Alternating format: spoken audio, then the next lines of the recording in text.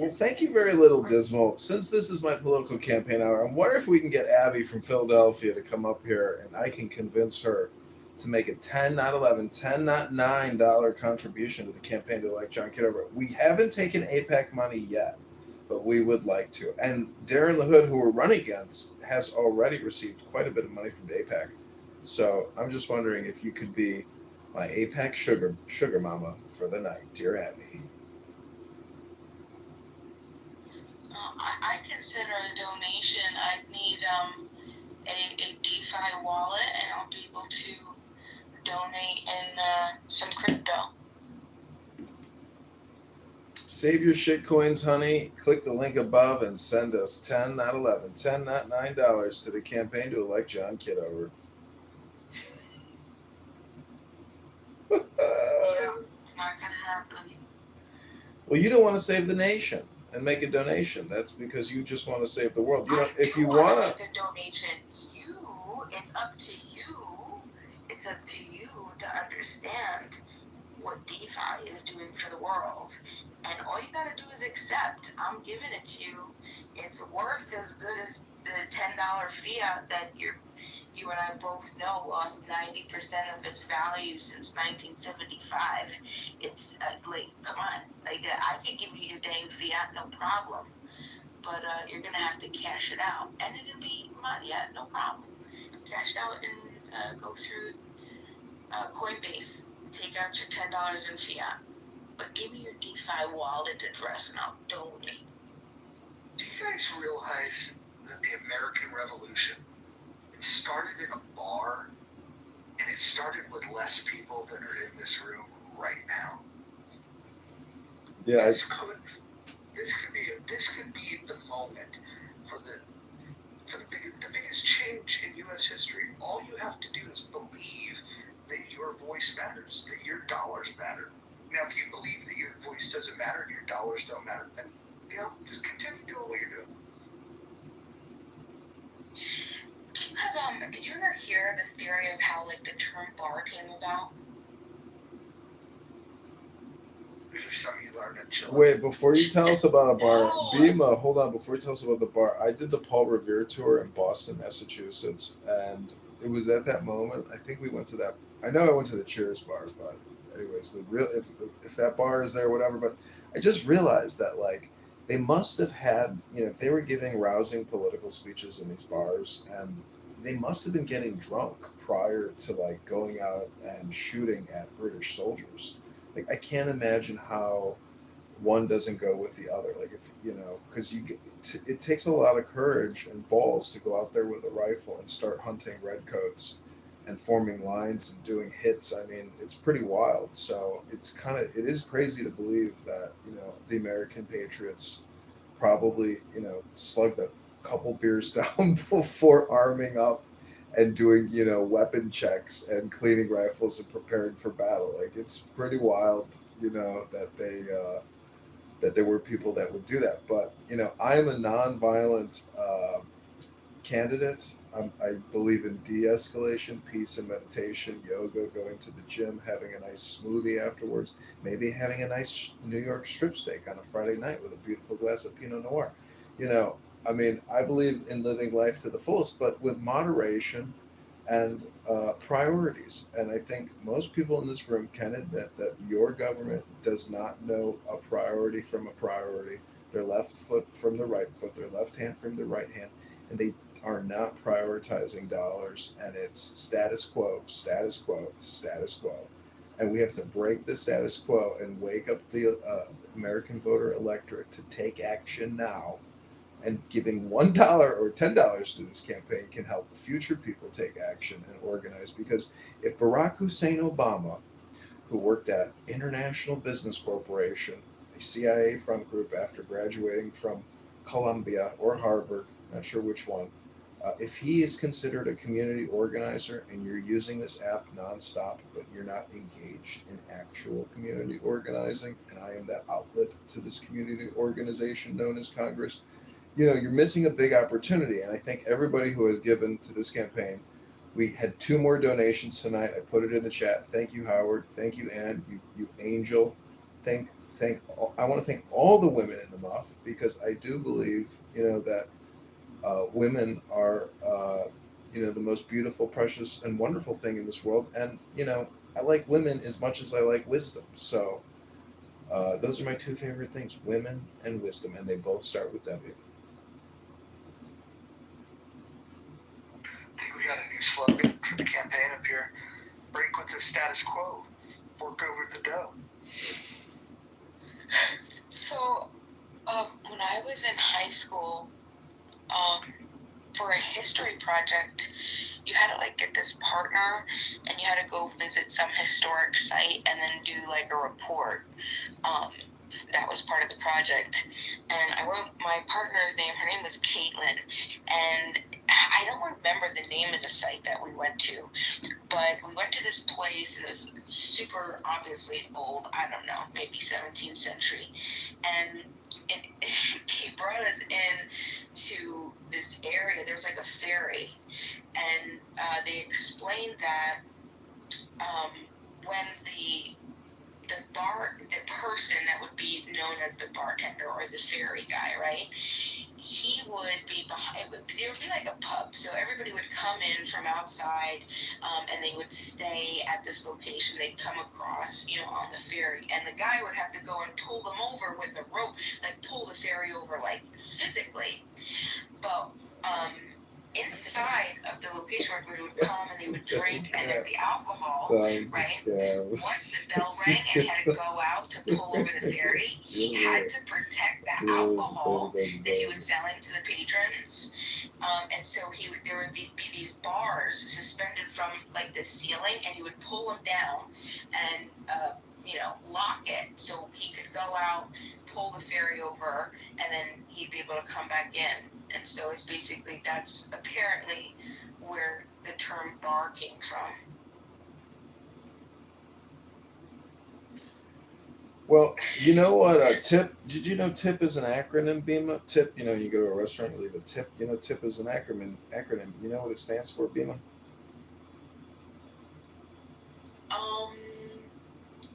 I'm thinking it would have to be 3 words, TIP, right? Or is it like? That's right. Yeah. Okay, let me think.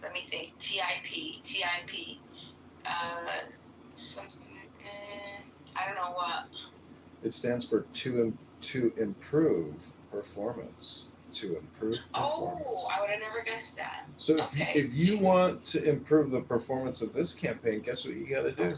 You got to leave a tip, a donation to the campaign to elect John Kitover. Click that secure.antidote link above and donate $100 right now. Pray on it, put it to your heart, and say, you know what, is this guy full of shit, or could maybe he actually distribute some very positive and intelligent communications so the American population doesn't have a dismal outlook. Your turn, Dismal.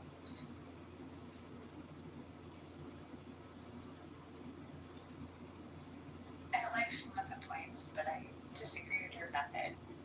I think your methodology is demanding like improvement. There, maybe you could be encouraged by like a TIP. Don't throw the baby out with the bathwater.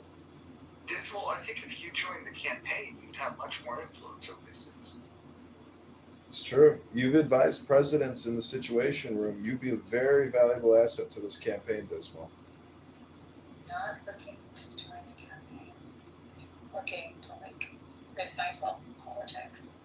Well, that's okay. We have a decentralized campaign, so feel free to join here in Clown House anytime to offer suggestions, priorities, ideas, opinions. Your information is valued. I think that is like fundamentally like one of the problems. It's just like civic education in our country. Like people think that if you worked in DC, you were political, and you weren't. I'm having a little hard time hearing you, Dismal. It sounds to me like education is a priority to you, and it's a priority for the campaign to elect John Kitover. Therefore, I think you should give $10 to this campaign right now. Turn that dismal outlook into a positive mojo vibration. You're here because you're dismal. We are the positivity you're looking for. Give $10 right now to the campaign to elect John Kitover. Does he sound like I don't know, like a Smucker's commercial or something? Like weird. Well, honestly, it's getting late, and I have to kind of force project what I'm saying right now because I'm so exhausted with doing this. But look at my PTR.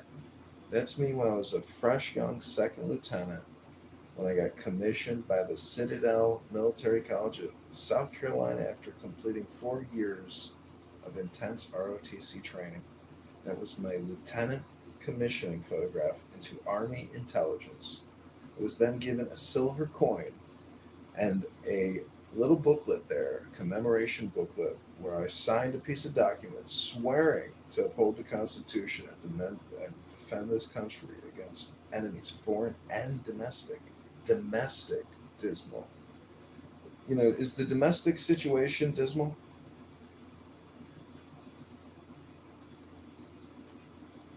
I'd say You're it is. asking me. I'd say 37 trillion is pretty dismal.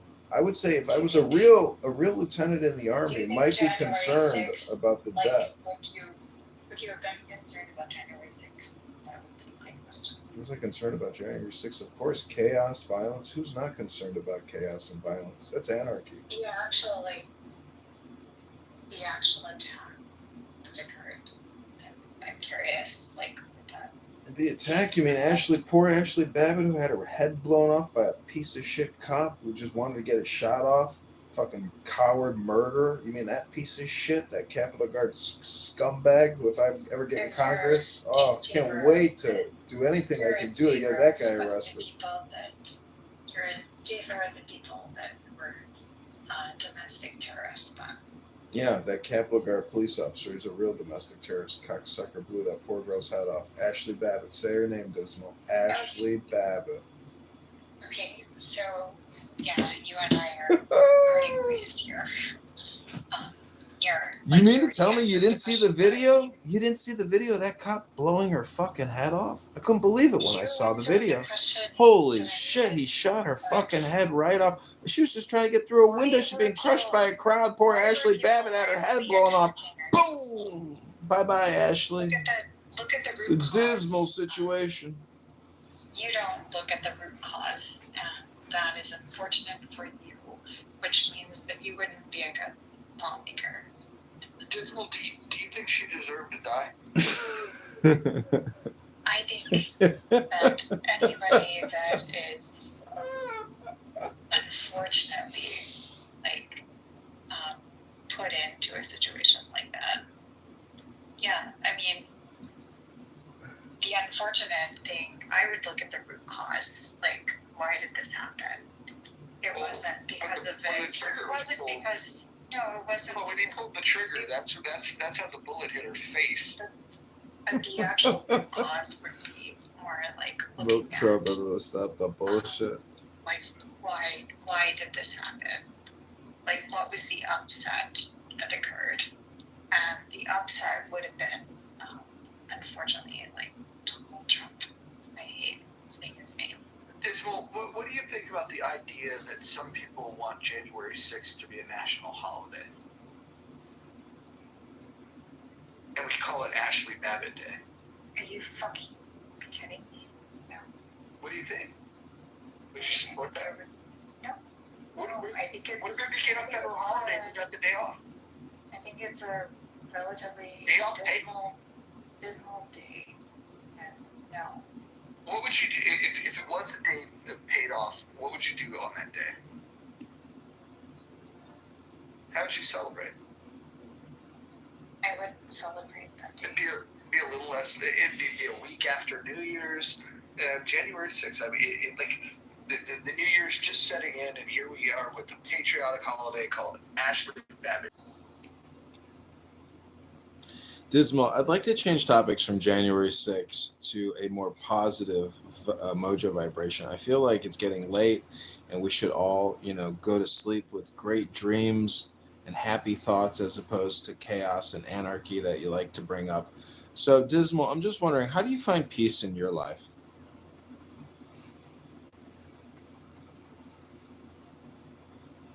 I protecting the strawberries or cherries or something. Yeah, uh, probably the only piece. Man, the way I find peace, you gotta like get some more money, fuck more hoes. Shit don't stop people, dude. Sorry, you interrupted Dismal there, and you're breaking an I in the thought muff I was rule. kind of also just being a jerk. Yeah, I want to protect women, so he's been removed. And I think John Kitover supports protecting women. So if you want to protect women, you can give a donation by clicking above. Yeah, protect women, especially the women on January 6th that had their head blown off by a murderous cop who should be arrested for murder. No, that is also unreasonable. I think you have to actually like. I think this is like the fundamental breakdown is there can be like facts that you would investigate, you would identify like who was at fault, who was not at fault. And Can we identify the facts? Is she dead? That arbitration would have occurred. She's not dead? It's a punch. So she's alive. It's literally a bumper sticker approach. Do you believe that her head exploding is a bumper sticker? Your bumper sticker approach to thinking is unfortunate. Because I think that it's a shame that a young woman had her fucking head blown off. You think that that's a bumper sticker? I think it is. Yeah. Wow. I think it's unfortunate that you're not like investigating what was the actual situation. Why was she there in the first place? Dismal, can we maybe? You would have to criticize Trump. Dismal, do you think she was there to get her head blown off? I think she was there because she believed that the election was misconducted. Okay, let's say she believed the election was stolen. Is that a reason to blow her head off? I think that's like literally like if we are debating that is like, do you understand like why I might laugh at this? Like, yeah, this is literally like you want to laugh? Fundamentally just stupid. You want to laugh? It's a stupid conversation. So a woman got her head blown off, and you want to laugh? This is what we're talking about. Nope. You're also misjudging me, sir. Are you not laughing? No. Okay, you're not laughing. What I'm referring to is just like if you wanted to do like the deep analysis of why fundamentally did this happen, why did this event occur, you would have to go into the election. So you want me to do a deep analysis on why cops blow women's heads off? It only happened because Trump tried to. Wait, you're going to blame Donald Trump for a police officer blowing a woman's head off? Yep.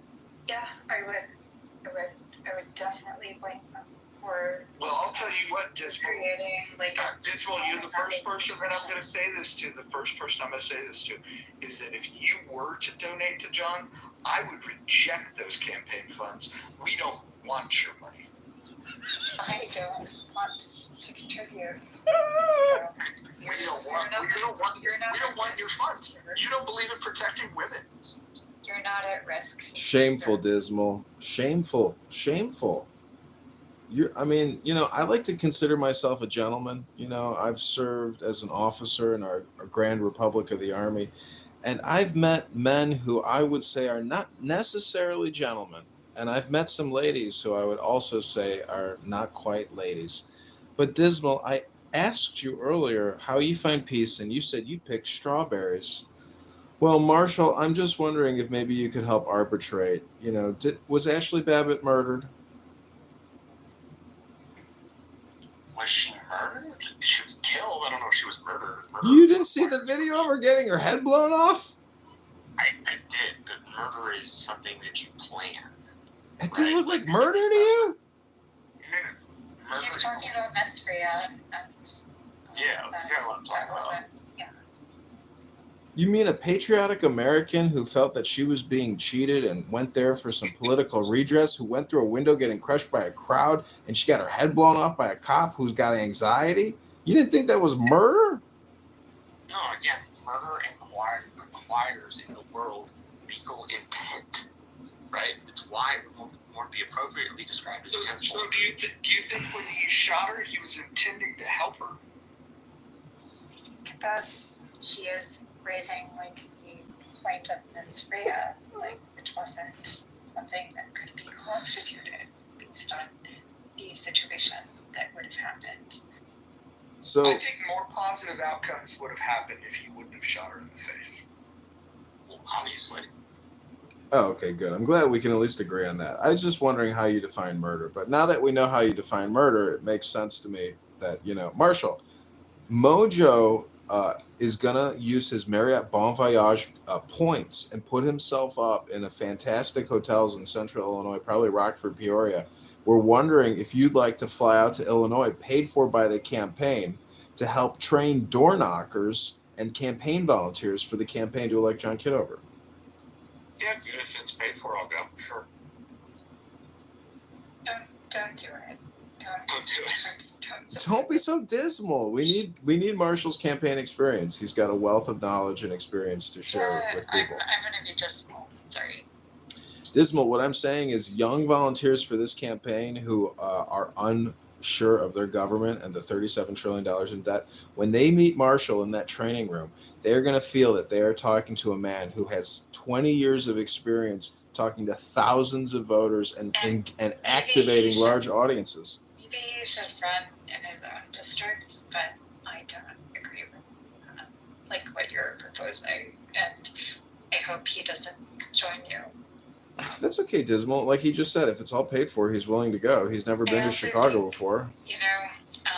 Mojo is in Washington State, so he isn't. Yeah, but Dismal, I live next to O'Hare Airport. I can pick up all campaign volunteers, and Mojo and this campaign fund that we are generating here now has over $1,000 in it. That can buy a lot of experience for this campaign and a lot of forward momentum and activity. So Dismal, your dismal outlook is not appreciated, and thank you very little. But I would still love for you to give $10 to this campaign right now. Thank you very little. Interesting quote. Weird. Not even proper English. Okay.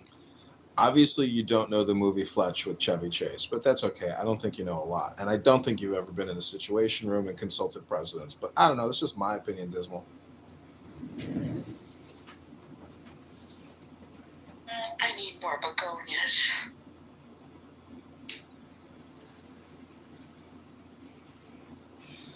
Hey, I don't think I'm winning friends here, so. Well, listen. Yes, you are. We love you, and we love your voice. You have such an ASMR voice, Dismal. It's nice. Dismal, listen. I guarantee there's at least one person in the audience that agrees with you that woman deserved to get her head blown off. I'm sure you won over at least one person.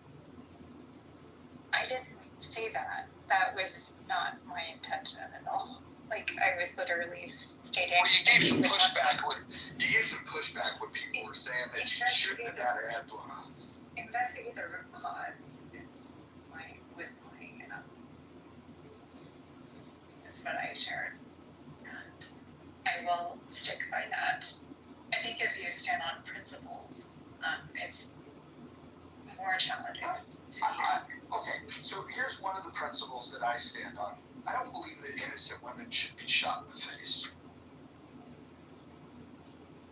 I don't think that. I would agree with that, but I also think, like, if you look at the root cause, like, why was she there in the first place? That's problematic, and so she was she was essentially like hustled into being there, and who would be laid to blame? Well, let's say she was tricked to show up, and let's say that she was there for all the wrong reasons. You would agree with me on this. She did not deserve to get her head blown off. I would agree, but I would also go back to like what was happening, what was there at the time, and I think At the time, there was a head on her shoulders. I think it's important to look at why was she there in the first place, and like looking at the core. Maybe because she was interested in civics and she thought that the election was important and she loved her country. Who knows?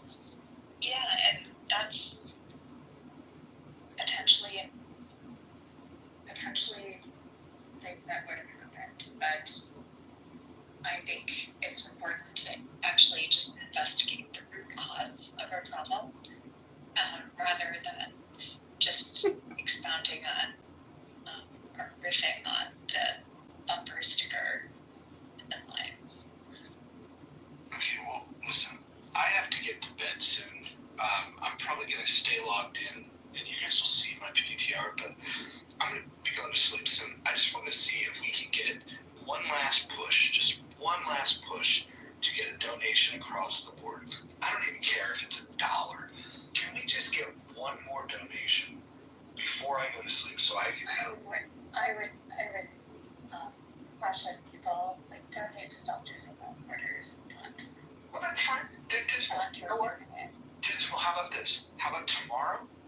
Well, we can't do it tomorrow. How about on Friday? You come in the room. We'll put a title of Doctors Without Borders, and you can make a pitch of why people should donate to Doctors Without Borders. But tonight, in the next couple of minutes, can we just ask the people that are in this room on the stage that are in the audience to make? We can't do this. No, Why not?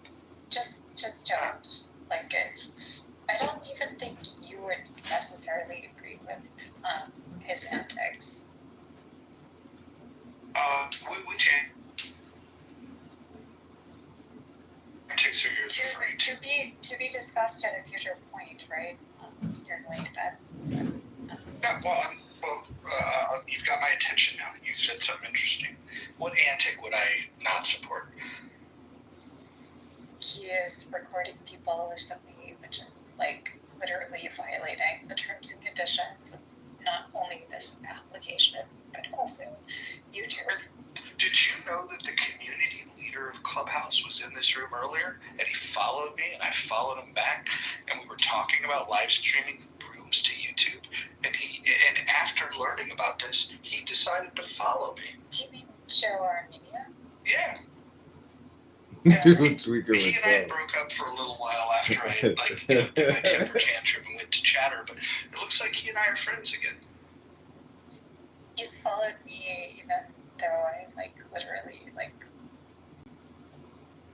signed up a new account, and I don't think that means anything actually. Well, no, but he not impressed by that. But he heard very clearly, and he's the community leader here in Clubhouse, that these rooms are being streamed. In fact, I would argue that the founders of this app have decided that they want people to share these rooms. It's because it might attract more people to the app. What do you think of that theory?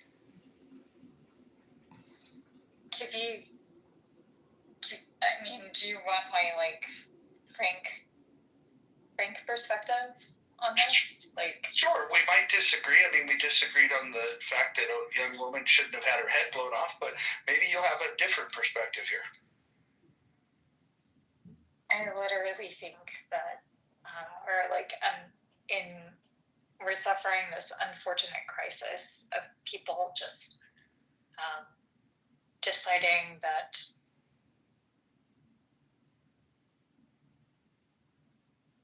individuals trying to sort of gather thoughts, but I think Dismo, do you love your country?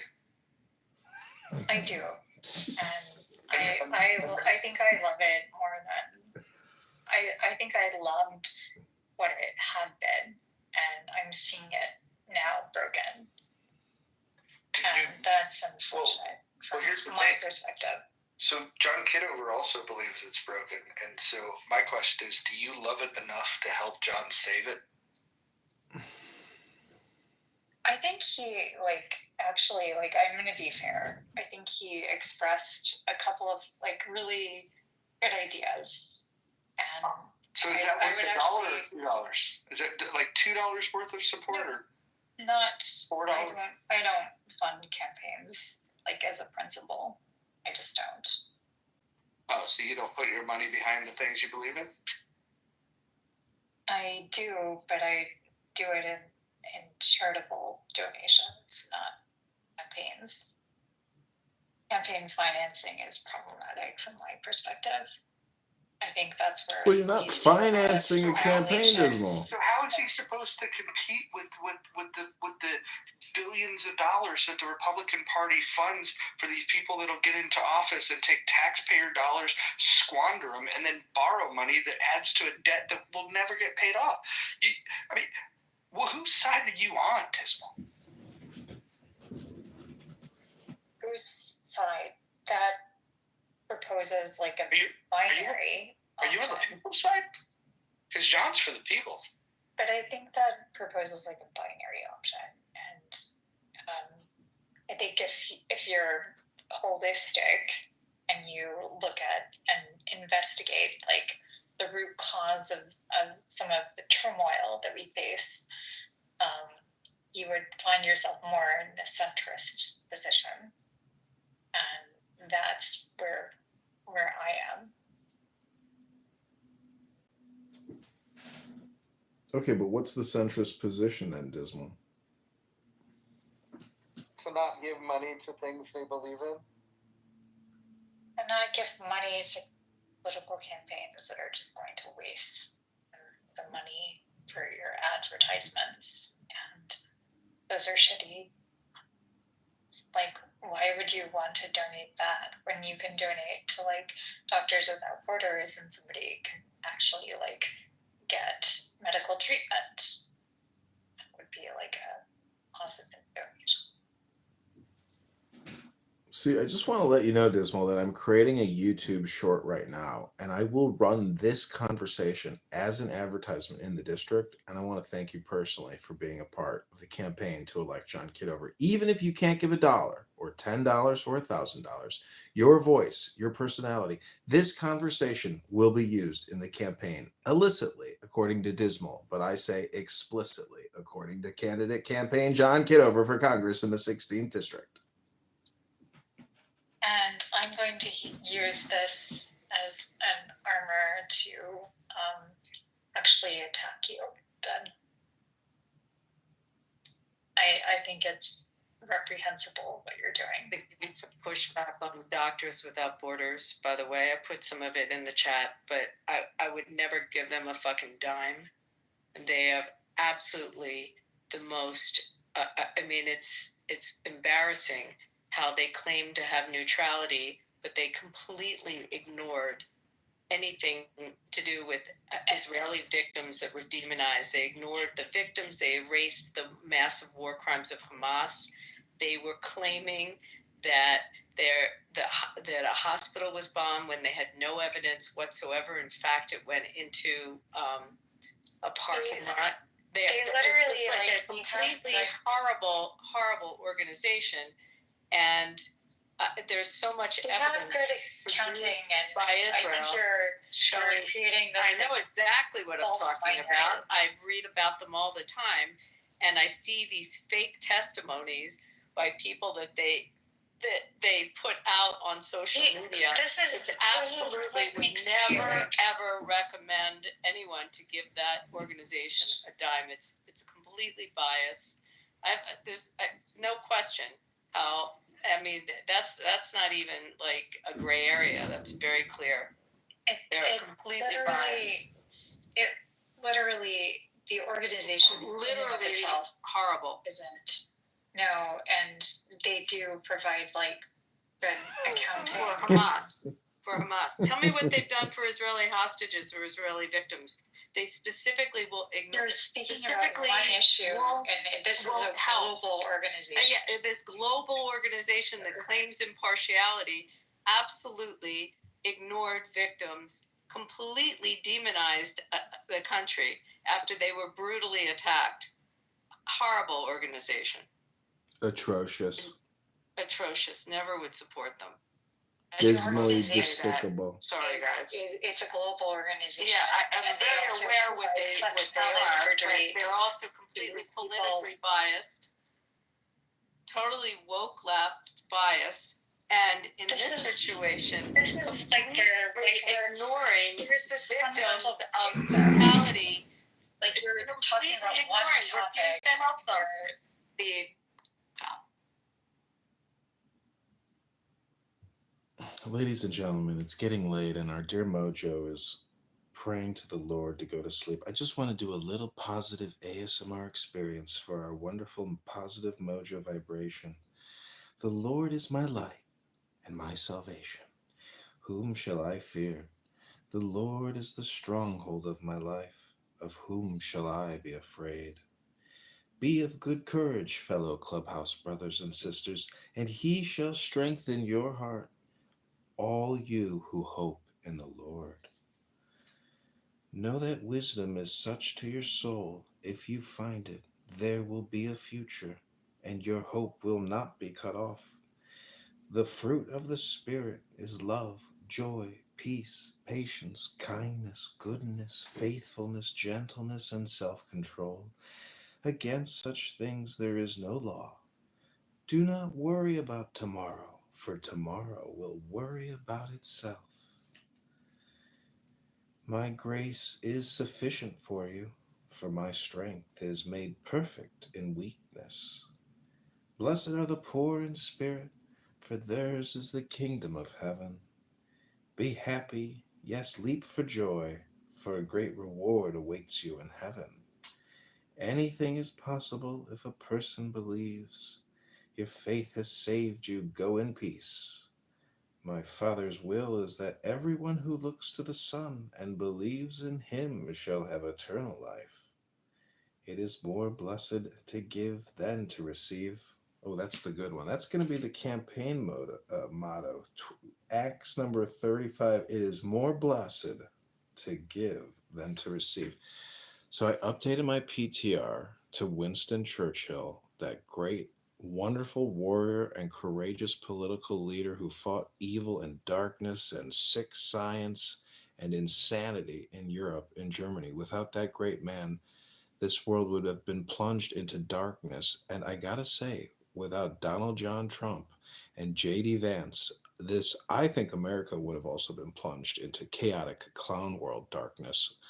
And I say root for the team that you're on, and fork it over for Kitover. Make a $10 donation to the campaign to elect John Kitover right now. Click that link above if you enjoyed that brief little ASMR reading to help put you sweet little beautiful angels to sleep.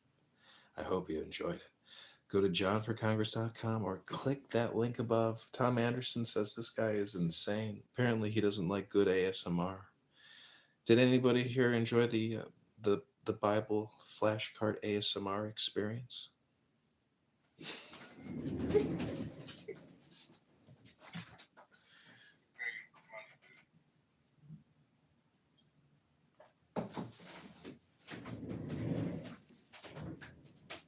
Sorry, what was that next?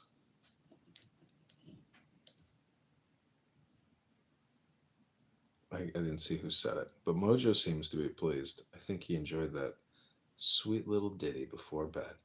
This is what it's like in the Army. This is called taps. Many of you have never stood at attention to taps, but this is what taps sounds like.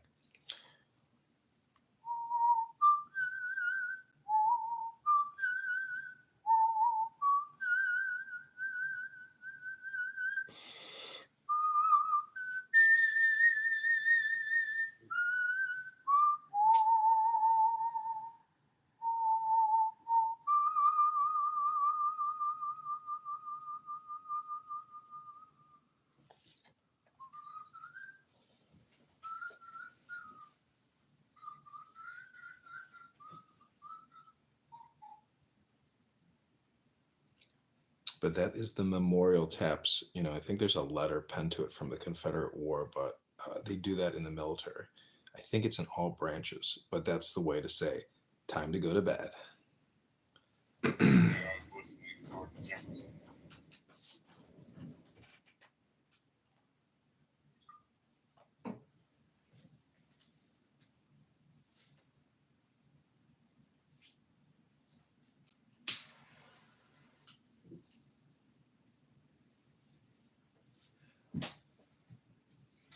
When he turning a mojo with blackface, do a molotov right there.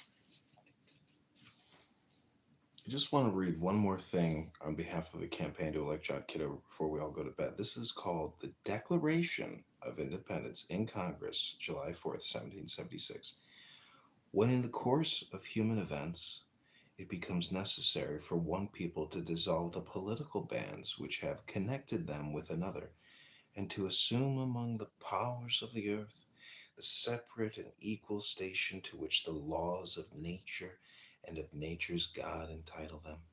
A decent respect to the opinions of mankind requires that they should declare the causes which impel them to the separation, and the decision to vote to the campaign to elect John Kitover. In the positive mojo vibration and much appreciated donations room, your help and support for this ASMR Declaration of Independence experience is much appreciated. Click that link above right now and give $10 or $100 or $1,000 if you're enjoying this historical ASMR experience. All right, I'm down for the $1,000, but what are you gonna do with the money? We hold these truths to be self-evident next, that all men are created equal, that they are endowed by their Creator with certain unalienable rights, that among these are life, liberty, and the pursuit of happiness, that to secure these rights, governments are instituted among men, deriving their just powers from the consent of the governed, that whenever any form of government becomes destructive of these ends, it is the right of the people to alter or abolish it, and to institute new government, laying its foundation on such principles and organizing its powers in such form as to them shall seem most likely to affect their safety and happiness. Prudence indeed will dictate that governments long established should not be changed for light and transient causes, and accordingly all experience hath shown that mankind are more disposed to suffer, while evils are sufferable, than to right themselves by abolishing the forms to which they are accustomed. But when a long train of abuses and usurpations, pursuing invariably the same object, evinces a design to reduce them under absolute despotism, it is their right, it is their duty to What are throw you gonna do with the money, dude? off such government, and to provide new guards for their future security. Such has been the patient sufferance of these colonies, and such is now the necessity which constrains them to alter their former systems of government. The history of the present King of Great Britain is a history of repeated injuries and usurpations, all having in direct object the establishment of an absolute tyranny over these states.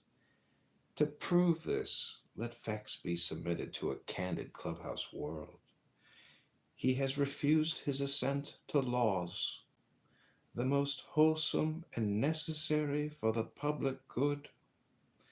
He has forbidden his governors to pass laws of immediate and pressing importance, unless suspended in their operation till his assent should be obtained. And when so suspended, he has utterly neglected to attend to them. What are you gonna do with the money? He has refused to pass other laws for the accommodation of large districts of people, unless those people would relinquish the right of representation in the legislature, a right inestimable to them, and formidable to tyrants only. He has called together legislative bodies at places unusual, uncomfortable, and distant from the depository of their public records, for the sole purpose of fatiguing them into compliance with his measures. He has dissolved representative houses repeatedly for opposing with manly firmness his invasions on the rights of the people. He has refused for a long time, after such dissolutions, to cause others to be elected, whereby the legislative powers incapable of annihilation have, What are you gonna do with fucking money, dude? have returned to the people at large for their exercise, the state remaining in the meantime exposed to all the dangers of invasion from without and convulsions within. Beyond my understanding. He has endeavored to prevent the population of these states, for that purpose obstructing the laws for naturalization of foreigners, refusing to pass others to encourage their migrations hither, and raising the conditions of new appropriations of lands. He has obstructed the administration of justice I mean, the bakers, Bay and other fucking dude. by refusing his assent to laws for establishing judiciary powers. He has made judges dependent on his will alone, for the tenure of their offices and the amount and payment of their salaries. He My has way of living. I lie to people, give them false hope, and something I don't believe in myself. he has created a multitude of new offices, and sent hither swarms of officers to harass our people and eat out their substance. He has kept among us in times of peace standing armies without the consent of our legislatures. He has affected to render the military independent of and superior to the civil power. He has combined with others to subject us to a jurisdiction foreign to our Constitution and unacknowledged by our laws, giving his assent to the acts of pretended legislation, for quartering large bodies of armed troops among us, for protecting them by a mock trial from punishment for any murders which they should commit on the inhabitants of these states, for cutting off our trade with all parts of the world, for imposing taxes on us without our consent, for depriving us in many cases of the benefits of trial by jury, for transporting us beyond seas to be tried for pretended offences, for abolishing the free system of English laws in a neighboring province, establishing therein an arbitrary government, and enlarging its boundaries so as to render it once an example and fit instrument for introducing the same absolute rule into these colonies, for taking away our charters, abolishing our most valuable laws, and altering fundamentally the forms of our governments, for suspending our own legislatures, and declaring themselves invested with power to legislate for us in all cases whatsoever. He has abdicated government here by declaring us out of his protection and waging war against us. He has plundered our seas, ravaged our coasts, burnt our towns, and destroyed the lives of our people. He is at this time transporting large armies of foreign mercenaries to complete the works of death, desolation, and tyranny, already begun with circumstances of cruelty and perfidy scarcely paralleled in the most barbarous ages, and totally unworthy the head of a civilized nation. He has constrained our fellow citizens taken captive on the high seas to bear arms against their country, to become the executioners of their friends and brethren, or to fail themselves by their hands. He has excited domestic insurrections amongst us, and has endeavored to bring on the inhabitants of our frontiers the merciless Indian savages, whose known rule of warfare is an undistinguished destruction of all ages, sexes, and conditions. In every stage of these oppressions, we have petitioned for redress in the most humble terms. Our repeated petitions in the most humble terms, our repeated petitions have been answered only by repeated injury. A prince whose charter is thus marked by every act which may define a tyrant is unfit to be the ruler of a free people. nor have we been wanting in attentions to our British brethren. We have warned them from time to time of attempts by the legislature to extend an unwarrantable jurisdiction over us. We have reminded them of the circumstances of our emigration and settlement here. We have appealed to their native justice and magnanimity, and we have conjured them by the ties of our common kindred to disavow these usurpations, which would inevitably interrupt our connections and correspondence. They too have been deaf to the voice of justice and of consanguinity. We must, therefore, acquiesce in the necessity which denounces our separation, and hold them as we hold the rest of mankind, enemies in war, in peace friends. We, therefore, the representatives of the United States of Congress and General Congress, assembled appealing to the Supreme Judge of the world for the rectitude of our intentions, do in the name and by authority of the good people of these colonies solemnly publish and declare that these united colonies are, and of right ought to be, free and independent states, that they are absolved from all allegiance to the British Crown, and that all political connection between them and the state of Great Britain is and ought to be totally dissolved, and that as free and independent states they have full power to levy war, conclude peace, contract alliances, establish commerce, and to do all other acts and things which independent states may of right do, and for the support of this declaration, with a firm reliance on the protection of divine providence, we mutually pledge to each other our lives, our fortunes, and our sacred honor.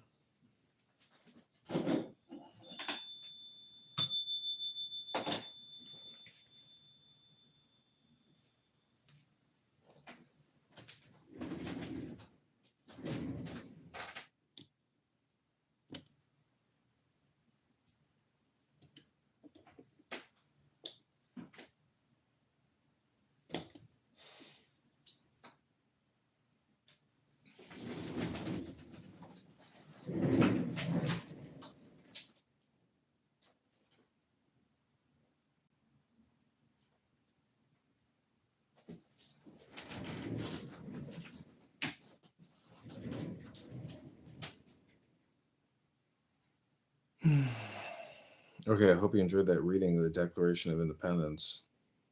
It's a pretty intense document. Um, if you enjoyed that reading, consider giving $10 to the campaign. That's probably a good game, but I've never heard that before. That was, yeah, it was. Oh wow, that's interesting. Thanks for sharing that. What'd you think about it? Well, I thought how beautifully it was written, and it sounded like you sounded like a British person reciting it actually, and the use of the language, but obviously there was influences at the time, but you'd have to reread it a couple of times to actually get the full understanding, because obviously we're not used to that language now, are we? Well, it must have sounded like that when they wrote it, right? Mm-hmm. Yeah, no, for sure. But it's not what we hear now, is it? It's from a completely different era. But yeah, it's beautiful. Yeah, thanks for reading it out. Yeah, I mean, I don't know. I see a lot of um, people say that's unconstitutional or anti-constitutional. It's like there's a lot of things you could say that are anti-Declaration of Independence. I mean, it seems like they're violating the way that the government acts now. It seems like they're violating a lot of the reasons why they declared independence in the first place. So I think the quote is why. Well, does spring to mind. I mean, I don't know enough about it because obviously I'm from the UK, but I mean, you can ask. I can ask Grok, ask Grok to tell me. I've anyways to ask for the contradictions. Ask for the well, contradictions. I think one of the things is obviously is that was done at a certain period of time, and it's what principles that is trying to encapsulate and secure as a basis of government that are no longer applicable. And that's the thing with having a constitution that's so clearly written out and has amendments and all the things that you guys hold so dear, because therein it's but by definition amendment would indicate some degree of flexibility, and obviously we haven't got a constitution like that. We have a common law, we have legislation, and we have common law, which defines how you interpret legislation or what have you, and there's more flexibility in that. But I'm not having I'm not having a go because I'm not saying which is right and which is wrong. But yeah.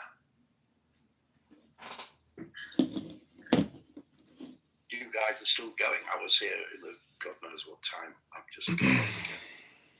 I know, it's wild. I'm taking a break tomorrow from this app and shutting down my production studio here in my bedroom. And I want to thank Mojo for all these positive Mojo vibration experiences that I've been recording and live streaming. My YouTube account, my primary one, it's just like unbelievable how many videos I've been recording over the past couple weeks.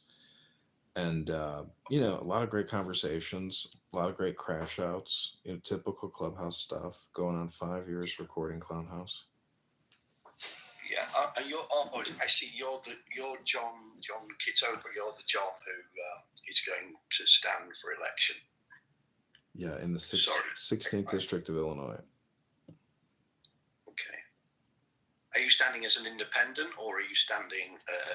No, Republican. A member of like the Republicans or Democrats. Republican, yeah. This is Abraham Lincoln territory. If you don't run as a Republican in Illinois, you just don't understand Illinois history.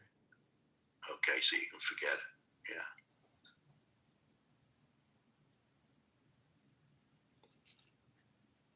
Forgive my ignorance. Are you standing for like the House of Representatives or the Senate or? Yeah, representatives, congressman, federal congressman, 16th district.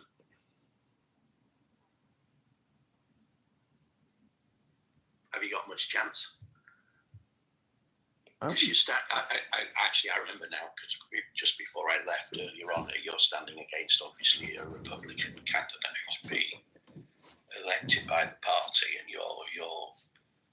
How does that work then? It goes through. In March, there's a primary. They decide at the primary who. Right. So you're standing against the other guy in the primary, and then go from there. Yeah. We're working on signatures and organizing for that laborious task. What's interesting about the declaration is, there is something in there. I wanted to call it out that they make it overly burdensome with papers and traditional and all this stuff. It's very much the same way with ballot access here in this country, as Marshall, I'm sure, can tell you about crazy ballot access stories and how difficult it is for independents or people from outside the clique to get the required signatures, let alone go through an unscrupulous process of disqualifying signatures and then follow-up court examinations. It's my Chicago political experience was amazing. I met characters. I met all kinds of people who you would never meet in your entire life unless you ran for office and basically did it all from home, mom and pop or grassroots. It's a wild experience meeting people who work and control and manipulate politics. And there's a lot of ego and a lot of wasted time and stupid people who don't know how to grow organizations, or they want to control organizations, that's the one thing that amazes me about life is I think, oh man, I want to maximize the growth of this business or organization. But not a lot of people think that way. No. and then they get in the way because, hang on a second, no. It doesn't work like that. That it works this way for us, and we don't want to change. It's a change also, isn't it? You know. And we have the same in the UK. If I wanted to stand for a party, I'd have to go in front of the local committee for that party, and you know they've probably been in that position as committee members for God knows how many years, and I come along and I want to make change. Oh no, that's not easy. Not at all. Okay, so I want to propose that we do a hard out. I'm going to hard out of here in 17 minutes. Thank you all for any remaining conversation. We're at 16 minutes till I leave the campaign and the positive mojo vibrations. But everybody else here is, you can chill and stay. I think Mojo said he's going to sleep. But, you know, it's been a lot of fun here on Clown House today. I feel like it was another rock out, you know, baseball game day, and maximize the day of campaigning here on Clown House and across multiple media platforms.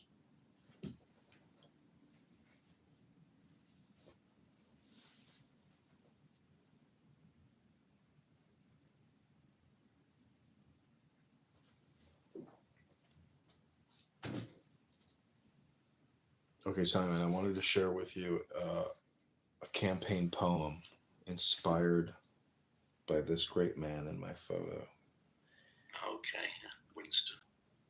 This is called Vote John Kitover and click the link above. There are 7 keys to the great gate, being 8 and 1 and 1 and 8. First let the body of thee be still, bound by the cerements of will, corpse rigid, thus thou mayst abort the fidget babes that tease the thought. Next, let the breath rhythm be low, easy, regular, and slow, so that thy being be in tune with the great sea's pacific swoon. Third, let thy life be pure and calm, swayed softly as a windless palm. Fourth, let the will to live be bound to the one love of the profound. Fifth, let the thought divinely free from sense observe its entity. Watch every thought that springs, enhance hour after hour like vigilance. Intense and keen, turned inward, miss no atom of analysis. Sixth, on one thought securely pinned, still every whisper of the wind. So like a flame, straight and unstirred, burn up thy being in one word. Next, still that ecstasy prolong, thy meditation steep and strong, slaying even God, should he distract thy attention from the chosen act. Last, all these things in one overpowered time that the midnight blossom flowered. The oneness is, yet even in this, my son, thou shalt not do amiss. If thou restrain the expression, shoot thy glance to rapture's darkling root, discarding name, form, sight, and stress, even of this high consciousness. Pierce to the heart, I leave thee here. Thou art the master, I revere. Thy radiance that rolls afar, O brothers of the clubhouse star.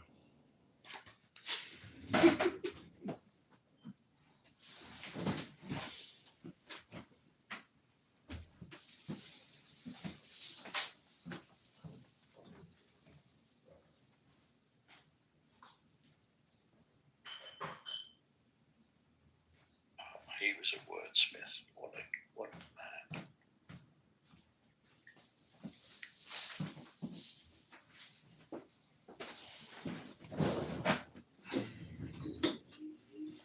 Sorry, what'd you say, Simon? What a man. What a linguist. What a wordsmith. What a leader he was.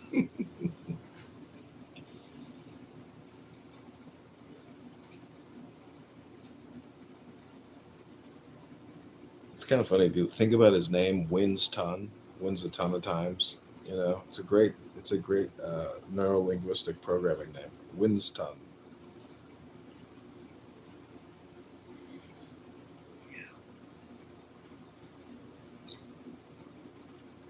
What made you read that out? I don't know. It's just a poem I like.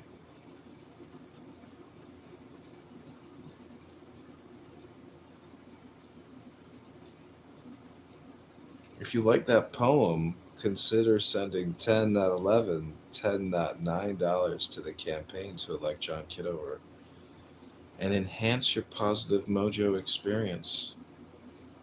And thanks for listening. It's been a long day here on Clown House. Look at how many Okay, well, look at how many comments there are in this room. Don't you? I mean, Simon, look at that. 1.8 thousand people have left comments in this room. Like, you know, it's a shame that it's not on replay. It would be great if it was on replay because it's a lot of content here that just burns up in the clubhouse ether. how do you see how many comments have been made? I can't go to the room chat or whatnot. Not that it really matters, but It's in the lower left hand corner. If you can't see it, then I guess you can't see it. yeah, I don't think I can see it because I've got an old phone. So that's why I couldn't vote, because I couldn't update my app because my phone's too old.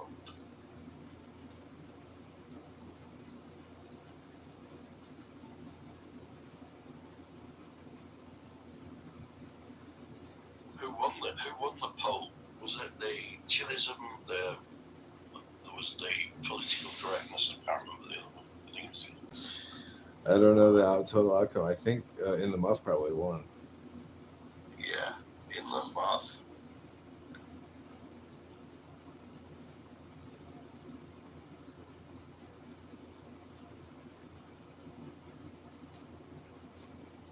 Anyway, good luck, my friend. I hope you. Yeah. How much have you raised so far? You know. Like $550 now, and I'm gonna match that 550. So we're at about 1,100. Hey, cool.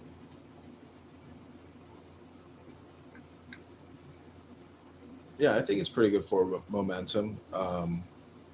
You know, I was trying to get into this X space today where there are people who are involved in local politics and do have connections, and people do look at their accounts, but they would not bring me up on their stage today. And but they did feature another person running for office, so they may be curating their space. But um, there's a lot of people that carry grudges, and if you are connected, associated, or attached, or perceived as being, you know, connected with people that they really do not like or hate, um, you know, it is a little click, and people want to control their dopamine experience. So, you know, this is kind of an artistic campaign, and hopefully we can have some, you know, social media virality and large impressions on some, you know, content. Um, I'm not, you know, I'm not. I like to be controversial, but I also, you know, do not want. I don't know. I mean, I think talking about $37 trillion is controversial enough. I don't know how much more controversial you need to get than just talk about the national debt. So, but you know, it's gonna be fun, and it's August now, so I've got a couple more months to get all these signatures. Well, you've got a hot topic in which you're standing on, because it is like, you know, we're all the West countries are in ridiculous debt, but I don't actually know how much ours is, but it might not be quite. It won't be as much as yours, but relative to our size as a nation and our GDP, yeah, we're all in the shit, really. But my politics is I'm green, but I'm the Green Party not because so much of the environmental, but it's the only party in the UK that believes in taxing wealth and not labour. So I'm for, and I've got my own business, and I'm, you know, relatively successful, and, you know, financially in a good place. But I think we need to tax the wealth because we're They also don't know what a woman is. Oh, I do. I've had a few.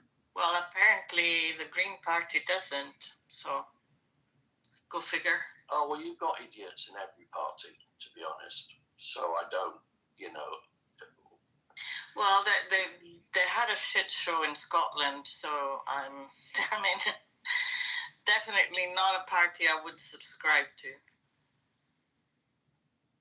Yeah, well, as I said, there are no parties got like the monopoly on good policies and the right thinking. So you have to sort through all the shit and idiocy that every party shows and has, and work through what you think is the most important thing for the world and for our country to go forward. And for me, bearing in mind I've built my wealth on capitalism, I think it's fundamentally flawed and rigged.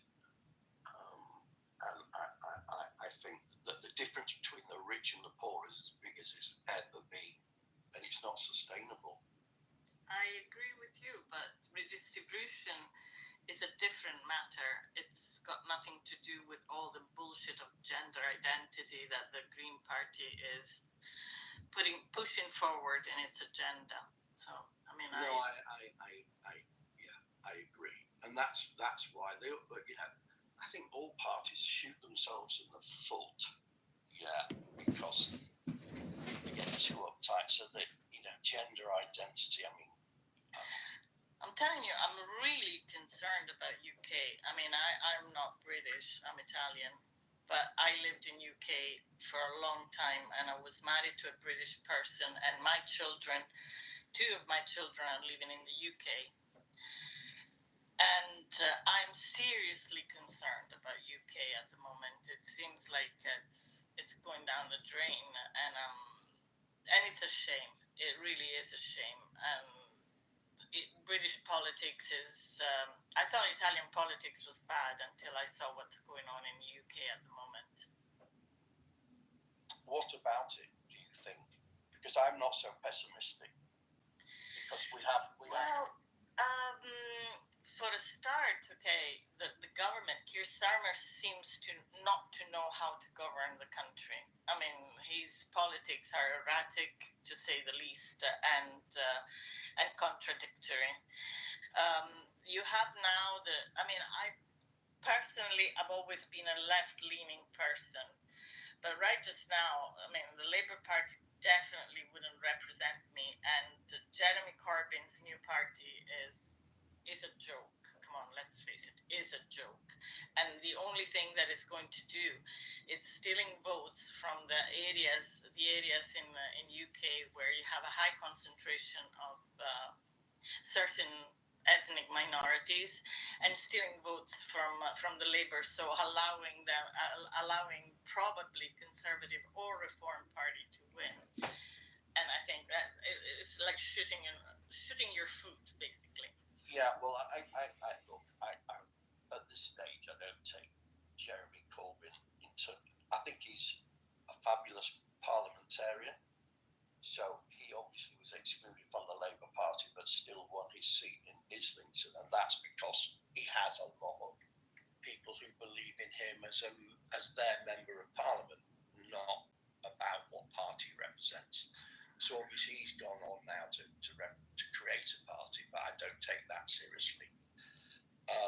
And Labour, as we knew it back in before Blair, because the fact that Margaret Thatcher, was so successful, whatever you think of her, she was, that dragged all the bad things that I can think of, somebody that ruined the planet, basically. Yeah, go on. Well, but as I said, you can think what you want about her, but the reality was, because she was so successful in elections, she dragged Labour from the left wing with like Michael Foot and Neil Kinnock, dragged them to a central position, which was Tony Blair and as the left-wing party, yet really that doesn't exist anymore. Yeah, I mean, I remember, I'm an old lady. I remember that time, and I remember that the world changed during that time. It was the fall of the Berlin Wall and the end of the Cold War, so that the entire planet shifted position. I mean, all the left parties, including the left in my country, that was heavily financed by Russia, they just had to change, either change or disappear. They changed and they became more Blairite, if you want to call it, but they forgot to be, the party that was representing a certain categories of people. They focused on all the left throughout the world, even in United States. They focused on things that didn't concern normal workers. They started to concentrate on civil rights, which of course we're all for civil rights. We're all anti-homophobic, we're all anti-racist, and so on and so forth.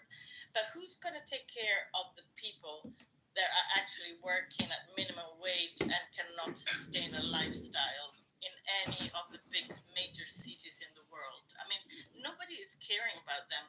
And this is my personal fight, at least in Italy. My party has done exactly the same that the Labour Party has done. My party, I'm saying the party that I used to vote. And I don't think I will vote them anymore, by the way. I mean, there are people who are actually employed and they work for €8 an hour, and they have a contract, but they can be fired at any time, which I understand in this kind of zero-hour contracts if you're not working.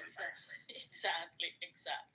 So, I mean, how can you expect these people to be not disarmored, disfranchised from any political party if nobody is trying to sort their financial situation? People are in debt. People are getting poorer and poorer. So, I mean, it's obvious that people are not interested in politics if they're not, if nobody is willing to take on, this task to promote a more equal, a more better distributed society. I mean, everything you say, I absolutely 100% agree with. Yeah, and I could sit back and what do I care? I'm wealthy and my life's okay, blah blah blah. But it doesn't work like that, because I have one daughter who's a teacher. Yeah, and I look at what she has to deal with. When I say that is that parents have stopped parenting. That's another thing that happens. So she not only has to be a teacher, but she almost has to be a parent as well. Look, I am a teacher as well, so I know exactly what you're talking about. It's got to do with this society that is basically destroying the basics of families. I mean, yes, it's most of the time it's the parents. I wouldn't say fault, but inability to control their own children. And so on. But it's also the fact that a lot of these parents are in very badly paid jobs. They cannot afford to guarantee the minimum. I mean, I remember once upon a time back in the 70s when I was very, very young, there was a pride being working class, I remember, I mean, I used to go to UK very often, even as a very young person.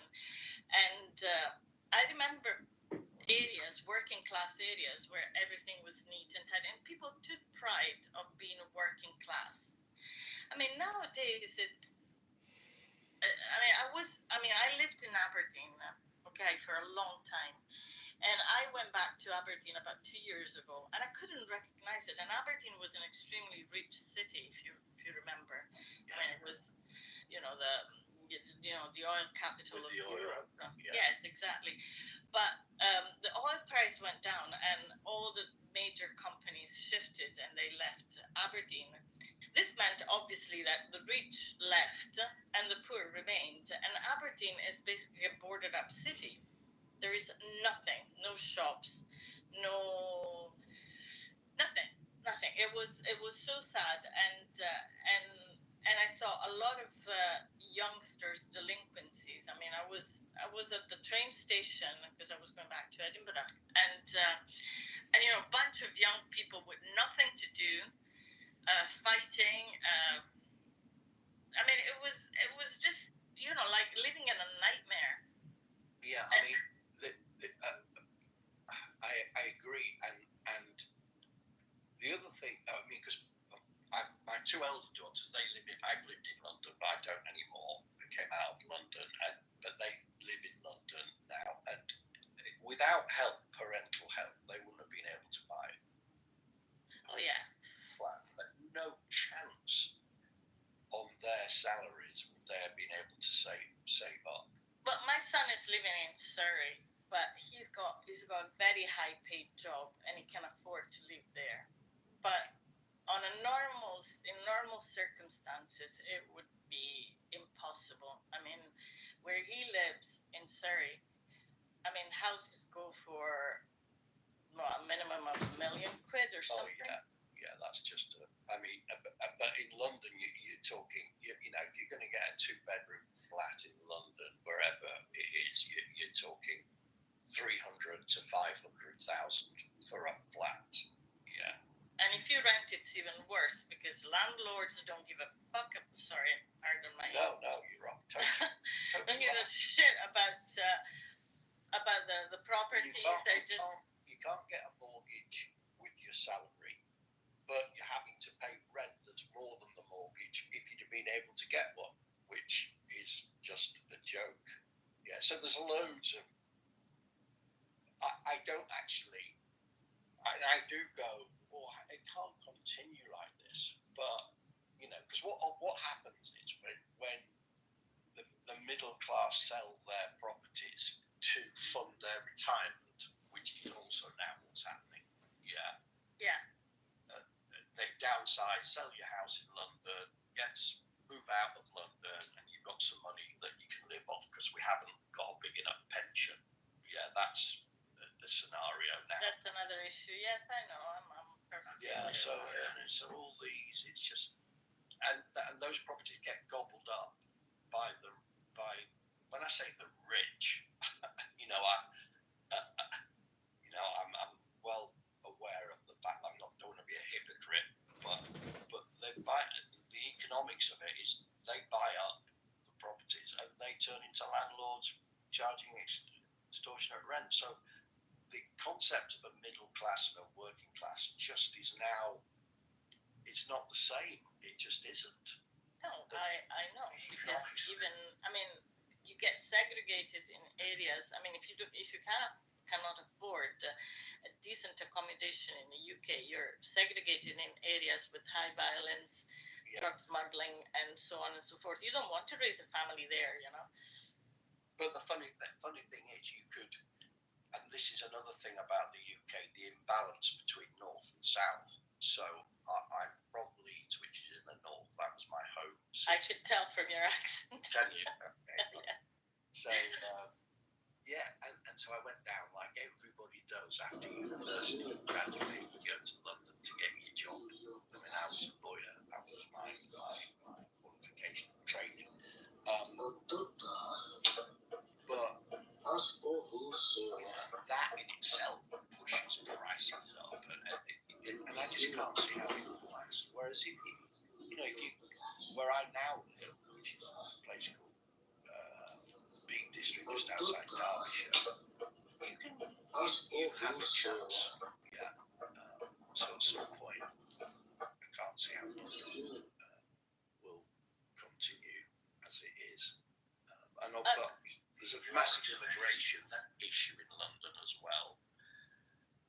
Yes, and this is another thing that I blame the left for. I mean, I do understand that people want to emigrate. I consider myself an immigrant, but I came to UK as a married person, but I was an immigrant. I was. And I've lived most of my life abroad as well because my ex-husband was working in the oil industry, so we lived in India, we lived in many, many places. And not wanting to consider illegal immigration as a problem is stupid, to say the least. It's irresponsible.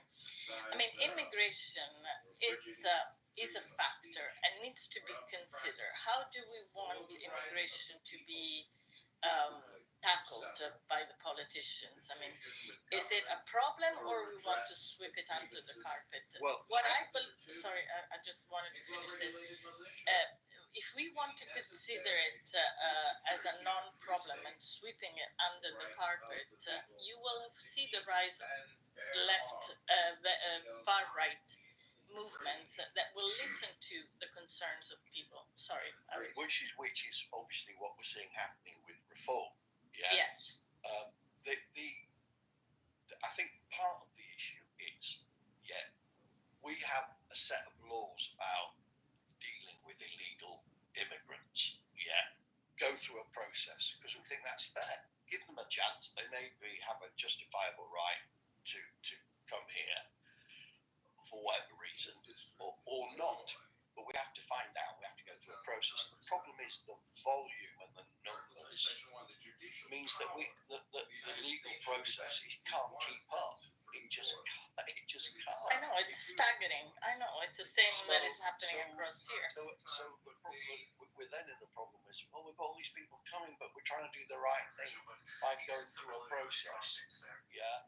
Because also, a load of boat people come over from France, and I think that's part of the issue. I mean, we've got this one in and one out. I'm not quite sure what that means now in agreement with France, but they arrive on the beach, in the south of England. Well, what do? You can't go, sorry, turn around and go back. You can't do, you've got to do something with them. Yeah. I understand, and this is. And I agree, it's just overwhelming. Something needs to be done. But nobody actually has come out with a practical solution. I want something practical that can, work. That's why I wasn't particularly against sending them to Rwanda.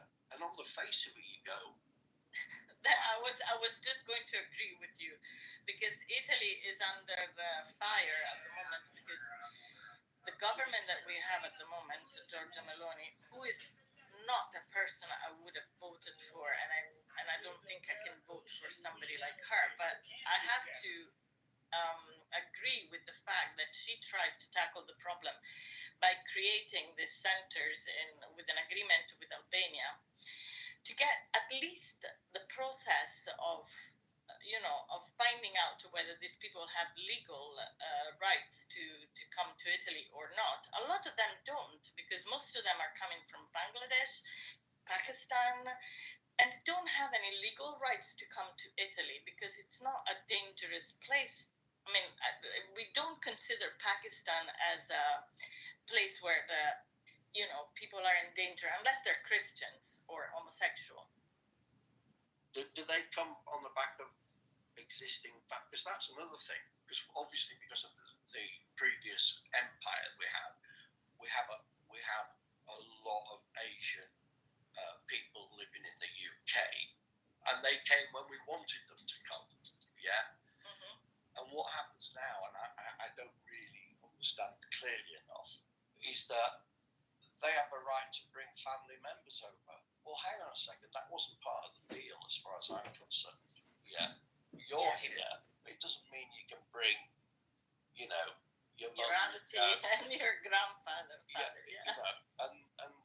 But then it's complicated because then on the other side of it, our NHS, the care system, that is where most of the legal migrants go, and that's like 300,000.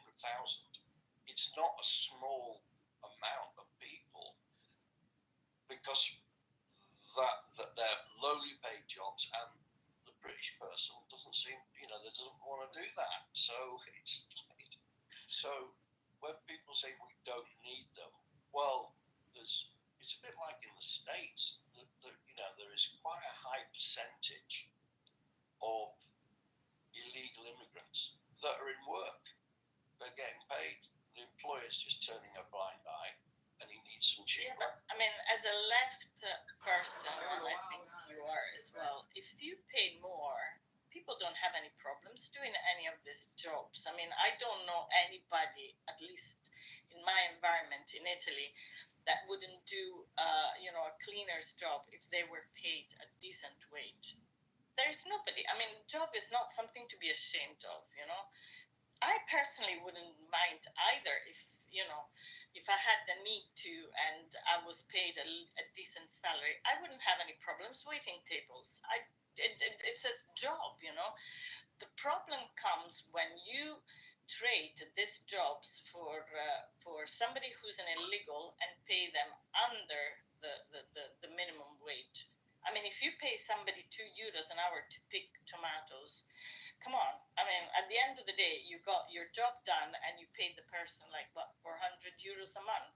This is ridiculous. This is not acceptable by any human standard.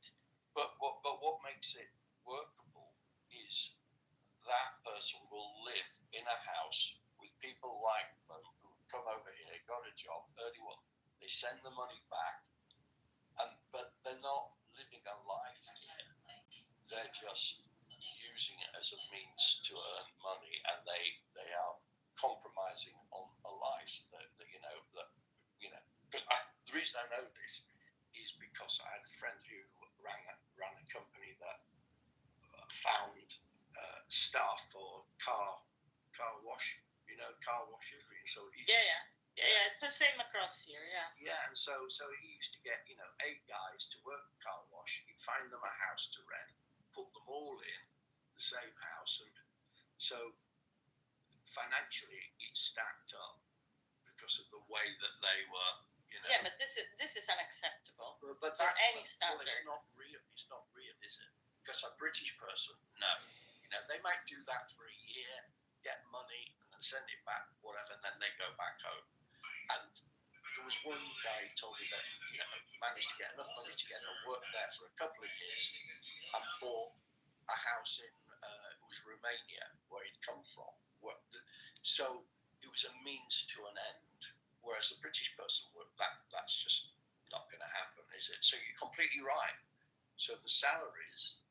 Yeah, because it's pushing the salaries down. I mean, there is no incentive to an employer to raise the salaries in order to encourage people to come and work for them if they can get cheap labor. I mean, we're going back to the 18th centuries, when the first the industrial revolution started, and people could get fired from a factory if they were protesting for low salaries because the industrialists knew that they could fire anybody because they could find somebody else doing the cheap labor. We're back to square one. I mean, all of the fights, all of the blood and in unions and stuff like that, it's gone down the drain. One of the things that pisses me off. So if you're like an Amazon or a Meta or an organisation like that, what you do is you park yourself offshore, right, to avoid tax. You're making loads of money in the UK, but you're not paying tax on it. Certainly not sufficiently. They've done some kind of deals with these companies, but their head office and for tax purposes, their domicile is the word for in Jersey or wherever it may be. That really, you should pay tax where you earn it, not where you're fucking. Sorry. Yeah, but look what happens to the Italian car company Fiat. They close basically everything in Italy. There's almost nothing. It's still considered an Italian company. Still gets money from the Italian government, but they transfer their legal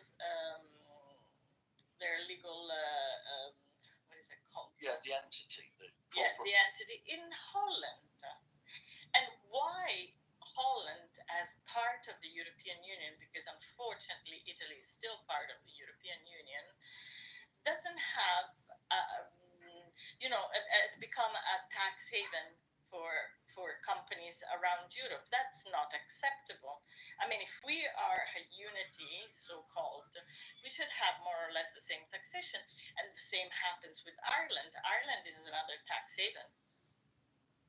Oh, yeah, no, it pisses me off royally because I do business here and I pay tax here.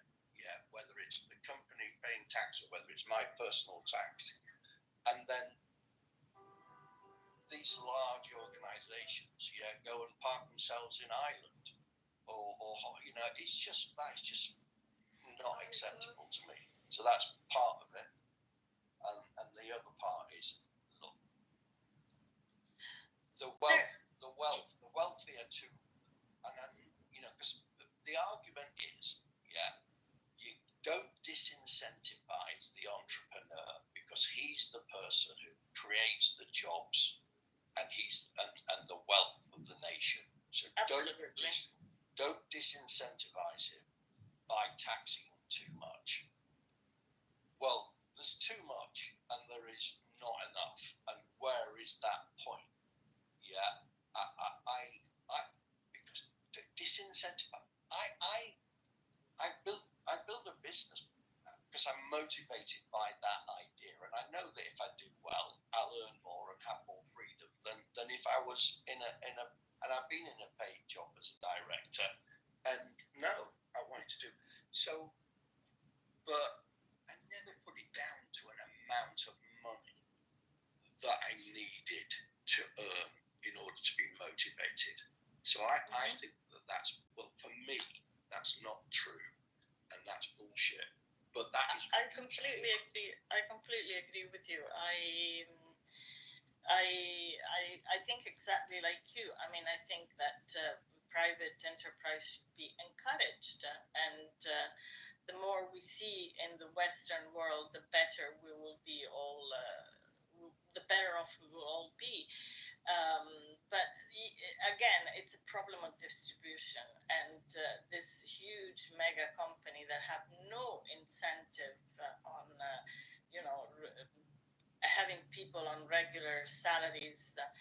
They're obviously encouraged to take any loophole they can to avoid paying taxes. I mean, Amazon, as you took as an example, they don't pay taxes, I think, in Italy, or at least they pay minimum amount of taxes across here. But the workers for Amazon are paid less than any normal worker because first of all, they're encouraged to be self-employed, which is bullshit. I mean, there are people working on a regular job. They should be paid by the company. No, they're supposed to have their own companies, paying their own taxes, and Amazon pays peanuts. I mean, what is what is going on here? Well, my opinion is that doesn't work long term. It's not sustainable. I mean, I'm not a dramatic person, but if you think about it, the situations like this that I read, I think this may have been a dramatic overstatement, but it was like, we haven't seen situations like this. The difference between the rich and the poor is sort of like it was in the French Revolution back in, when that is, was it the 1700s? I don't know. And so it becomes potentially a revolutionary issue. Well, I can tell you something even more enlightening. I like to read about economy. I'm not an economist, but I studied economy. Situations like that arose in the 20s during the golden age. I mean, before the Black October, and this opened the door to the First World War. Okay, no, not exactly the First World War, because we're talking a little bit later than that, but the Second World War, with a massive inflation that hit Europe, specifically Germany. I mean, I'm not considering also the treaties that were extremely was an extreme burden on the German economy, the treaties of the First World War. But I mean, any situation where you have an economic crisis. Hi guys. Hello. Hi guys. Can you mute yourself? We can hear too many people talking on the back. Are you discussing about some important thing? Well, it is to us. Mm-hmm. So you can talk. But yeah, that's it. Mute. Right, good. I'm listening. Well, mute first. There we go. So, economic situation where they can determine the stability of a society. This is an historical fact.